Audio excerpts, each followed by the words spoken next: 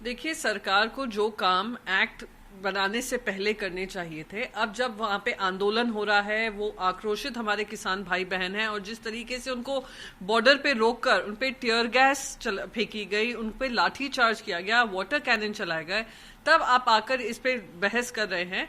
और जब अंतर्राष्ट्रीय प्राइम मिनिस्टर्स भी इस पे बात कर रहे हैं, तब ने आपने जाकर ये काम किया है।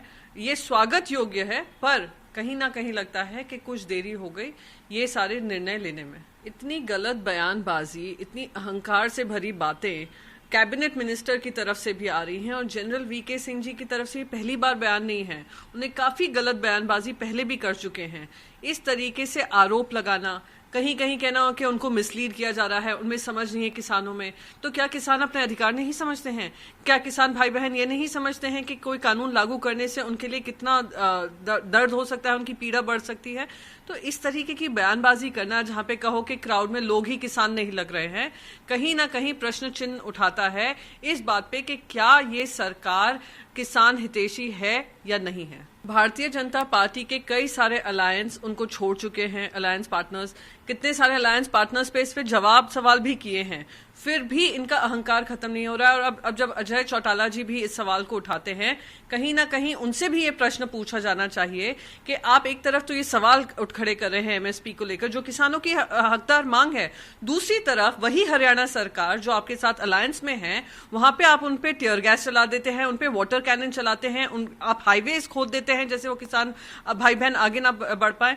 तो कहीं ना कहीं दोहरापन दिखाई देता है और दोगलापन दिखाई देता चाहिए। और मैं मानती हूं कि जेजेपी को अपना पक्ष स्पष्ट करना जरूरी है। आज हेल्थ सेक्रेटरी ने एक बहुत ही, मैं मानती हूं, एक ऐसा बयान दिया है जहां पे सरकार की जो भूमिका है वो स्पष्ट करना जरूरी है।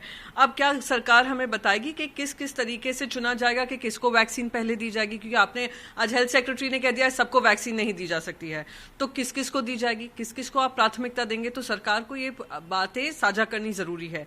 फिर सरकार ये बताए, भारतीय जनता पार्टी खास करके ये बताए कि आपने बिहार में फ्री वैक्सीन की बात की, आपने हैदराबाद म्युनिसिपल कॉर्पोरेशन में फ्री वैक्सीन की बात की, तो जो लोग इन क्षेत्रों में नहीं है, क्या उनको वो फ्री वैक्सीन का अधिकार नहीं मिलेगा या सब्सिडाइज्ड कॉस्ट पे मिलेगी? ये भी भारतीय जनता पार्टी की चल रही केंद्र सरकार जवाब दे। और तीसरी बात, प्रधानमंत्री नरेंद्र मोदी जी ने हर अपने वक्तव्य में कहा है कि कोई भी देशवासी पीछे नहीं छूटेगा वैक्सीन पाने में। क्या उनकी बात गलत थी? क्या वो अनसाइंटिफिक थी, या कहीं ना कहीं उनसे चूक हुई है? ये सारी स्पष्टीकरण देना अब केंद्र सरकार की जिम्मेदारी है और हेल्थ मिनिस्ट्री की जिम्मेदारी है। जब केंद्र सरकार से ये प्रश्न पूछा गया था कि लव जिहाद के कितने मामले होम मिनिस्ट्री के पास आए हैं, महिला और बाल विकास मंत्री के पास आए हैं, तो उन्होंने ये कहा था अपने जवाब में कि उनके पास इसके कोई आंकड़े नहीं हैं। देश की जनता को ये जानना जरूरी है कि क्या आंकड़े हैं जिसके अंतर्गत आज मध्य प्रदेश हो, उत्तर प्रदेश हो, इसकी बड़ी भूमिका बनाकर एक लॉ पास करने का काम कर रहे हैं। मैं मानती हूं ऐसे लॉ महिलाओं के अधिकारों को, महिलाओं की चॉइसेस को और खत्म करने की कोशिश कर रहे हैं, आड़ ले रहे हैं उनको बचाने की, पर साथ ही साथ ध्रुवीकरण वाली जो भारतीय जनता पार्टी की पेटेंटेड राजनीति है उसको आगे बढ़ाने का काम हो रहा है।